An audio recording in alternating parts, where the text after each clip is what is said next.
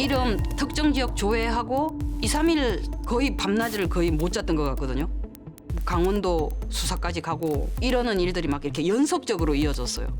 이 정도면 막힐 줄 알았는데 끝내 풀 수 있는 단서를 하나 찾아오고.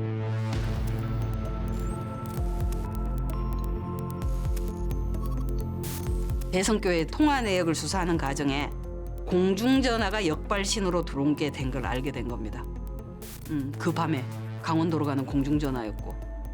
이몽천이한테 부탁받아고 걸려있는 카렌다를 다 소각시키고 얻어서 교회 카렌다를 없애라고 그래갖고. 교회 달력인데 아무 생각 없이 달력을 푹 찢어가지고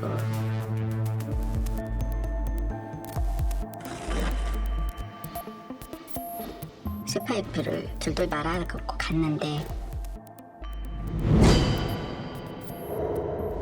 나중에 보니까 이제 그 달력이었다는 거죠. 경찰은 임 씨가 사건 직후 교회의 조모 목사에게 전화를 해 문제가 된 달력을 태워달라고 했다는 진술에 따라 대성교회의 조직적 개입 여부를 수사하는 한편 그리고 돌아와서도 대성교회 사람들이 도피 과정이나 옷을 갈아입히고 교회 쪽 옷을 갈아입고 뭐 이런 일들이 벌어졌고 그러니까 조직적으로 범행이 이루어졌고 조직적으로 도주가 이루어졌다라고 볼 수밖에 없는 상황이었어요. 신귀환하고 조종삼 목사하고 최귀환은 방조범으로 해가지고 처벌이 됐어. 그 조중삼이는 내가 증거인멸.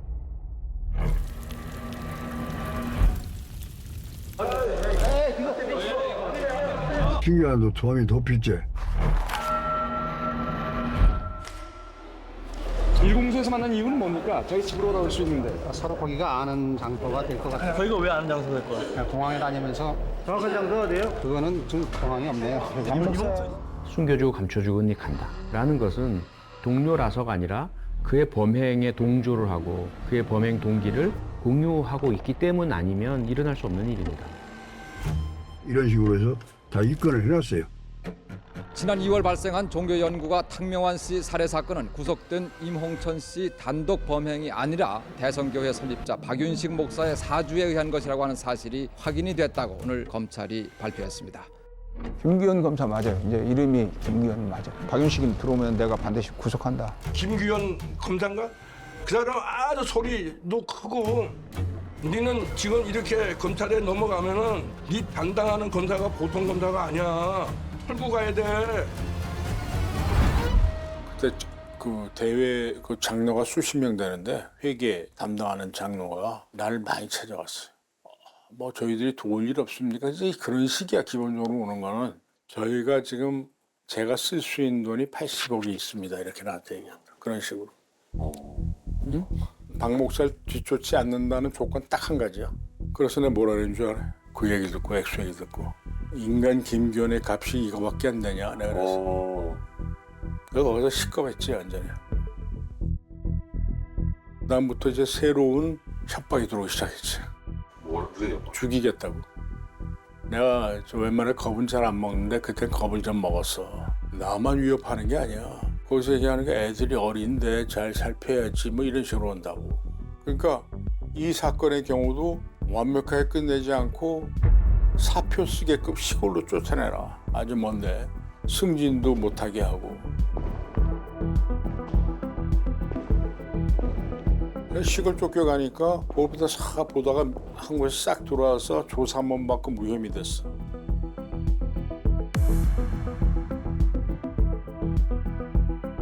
박윤식 목사는 교사범으로 해서 입건이 됐다가 무혐의 처리가 됐고 그 다음에 공동정범은 한 사람으로 특정을 해가지고 이몽천으로 끝내버린 거야. 그래서 나도 그냥 야 이제 박윤식 구속되리라고 생각했는데 무혐의 딱 내려져 버리니까. 그 담당 검사가 좌천되는 거 보면서 이건 쉽지 않겠구나. 국가 권력 기관인 경찰이라든가 검찰에 수사를 진행하지 못하게 압력을 넣을 수도 있다. 나는 그걸 전적으로 조작이라고 봐요.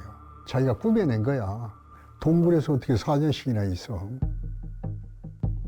동굴이라는 데를 내가 가봤는데 거기서 이렇게 있을 때가 아니고 기념한다고 해서도 가고 그랬는데 그런 있을 만한 데가 아니에요. 그게 자기를 좀 신격하기 위해서 미화하기 위해서 이렇게 만들어낸 거지 이게.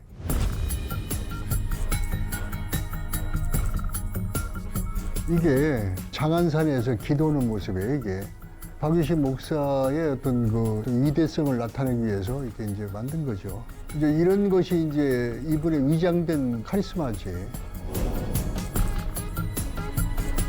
아니, 신적 존재라고 봤으니까.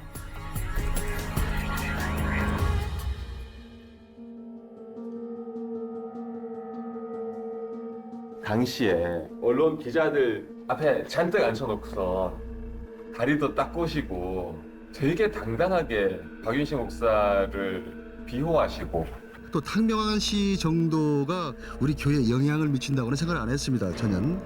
그랬는데 그 탕명한 씨에 대해서 그 이몽철 씨가 그렇게 했는지 그 점이 좀 저도 상당히 의아스러운 겁니다.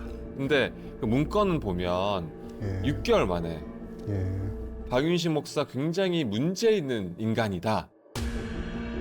1994년 2월 17일 발생한 국제종교문제연구소장 탕명한 씨 살인사건 배후 교사 혐의로 대성교회 박윤식 목사는 해외 도피 중에 있는 자로서 자신의 범죄 행각을 정당화하면서 살인사건 이상의 충격적인 사건 발생이 우려되고 있다. 이런 엄청난 불법 행위가 이게 자행되고 있는데 이게 그대로 방치되면 이게 되는가? 그런 어떤 울분, 개인적인 울분도 있었고, 마침 PD님의 그 전화를 받고 저도 상당히 좀 당황을 했었는데, 그러나 이게 어떤 역사적인 어떤 순간이 돼야 되고, 우리 한국 교회가 이대로 있어서는 안 된다. 뭔가 변화가 돼야 된다.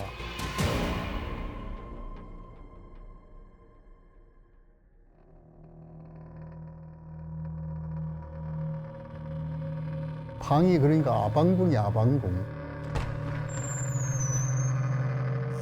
그 방을 들어가 봤던 성도들은 장로들 100명 중에서도 4~5명밖에 들어가 본 적이 없는 거야. 인테리어가 기가 막히게 잘 돼 있는 거지.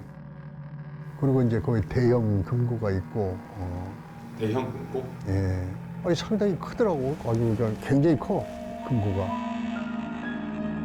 결국은 그 금고 안에서 현금으로 한 800억 이상이 나왔다고 그러니까 어마어마한 돈이 현금이 나온 거지. 아침에 이제 새벽 기도 같은 거 마치고 나면은 한 10명, 20명씩 줄을 서 있어요. 봉투 하나씩 가지고. 드리려고 받아서 주머니에다 막 집어넣는 거야. 한 사람이 100억을 준 사람도 있어. 박윤식 목사한테. 개인한테? 예. 자기에게 이용 가치가 있는 사람은 터키 타운을 꼭지로 붙인다. 터키 땅이 유화된 게 자연스럽게 그런 거랍니다. 사우나가 있어. 그 사람만 다니는 사우나. 아마 한 장로들 중에 한 3명 정도, 나 정도 가본 거야.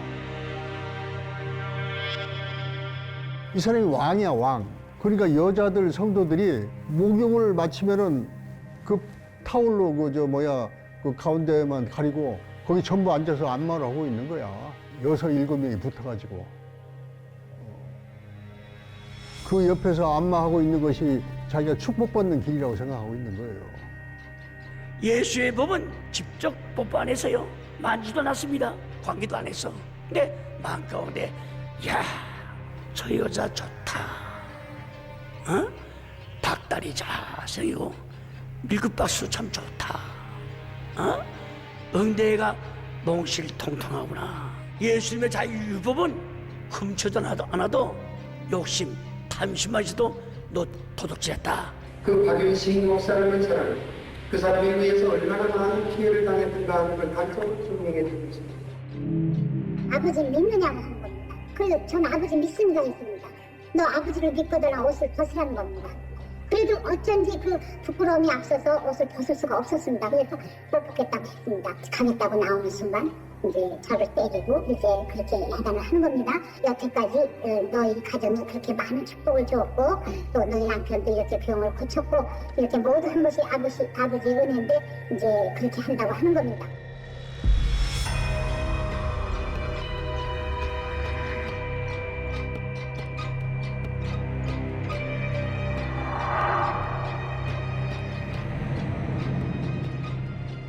국무총리 부인한테 2년 전에 하니까 야, 이년 남편이 총리라고 너는 목에 힘주고 다녀? 이런단 말이야.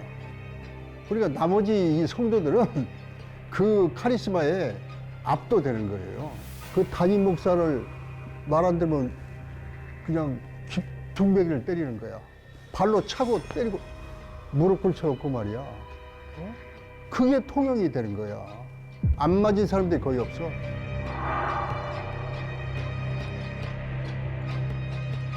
박윤식 씨가 밝힌 행동 들이차고 그래서 왜 아버지께서 그렇게 말씀을 거치냐 했더니 강태 같은 세상에 왔으니까 강태처럼 하지 않으면 안 된다. 그런 식으로 자신을 강요하시겠어요.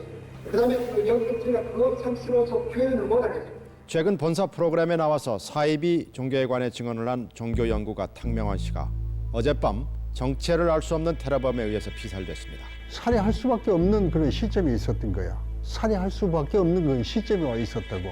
이 사건이 발생한 그 직접적인 원인은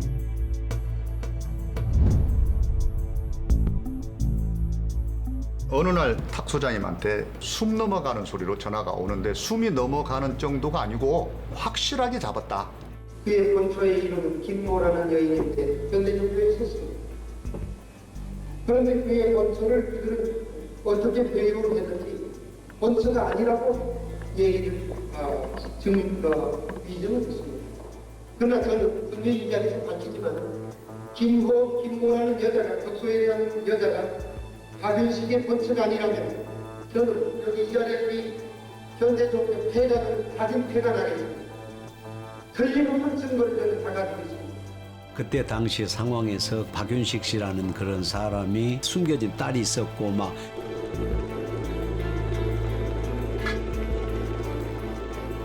박 씨가 현대 종교에 제보를 한 거예요. 그래서 이렇게 취재를 하고 있다. 사람이 인륜상으로도 그래도 내 자식인데 근데 전혀 돌보지 않았어요. 그러니까 딸이 이제 친자 소송을 내게 되고 그 사이에 도움을 구할 곳이 탕명환 씨밖에 없었겠지요.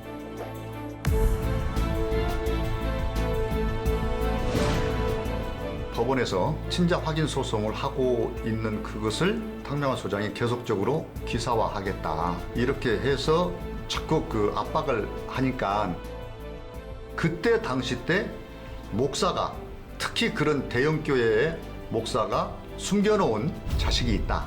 이 부분이 밝혀지게 되면 엄청난 윤리 도덕적인 타격을 입습니다. 교계에서 일종의 매장을 당할 정도로. 그럼 박윤식 씨한테 치명적이었으니까 사생활과 관련해갖고 혼의 자녀의 존재 이런 문제들이 이제 전면화되면서 결국은 그 대성교회로서는 그들이 갖고 있는 치부가 드러날 수도 있는 상황이었고 DNA를 그쪽에서 이제 요청을 했어요. 재판이 막 진행되는 거야. 그러니까 이제 이 박윤식 목사가 이제 굉장히 당황해하더라고. 그거 가지고 굉장히 초조해하는 거야. 그러니까 친자라는 게 밝혀질까봐? 예. 친자는 맞아요? 예, 맞아요.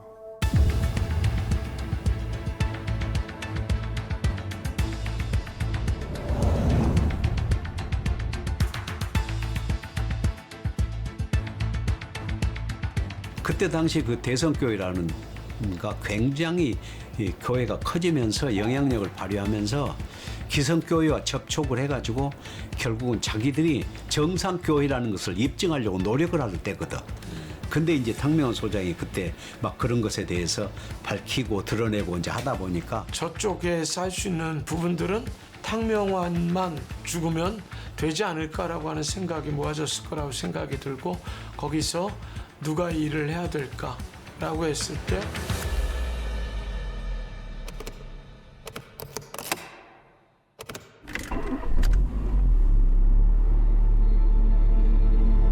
눈에 보이는 사탄도 못 잡으면서 눈에 보이지 않는 사탄을 네가 어떻게 잡아? 이러면서 뭐라 한 거야. 앞으로는 내 앞에서 특전사 출신이니 뭐 무술이 고단이니 그런 소리 너 내 앞에서 하지도 마라. 내가 그 얘기를 몇 번 들으니까 아 내가 거사하라는 얘기로구나 이렇게 받아들였다는 거예요.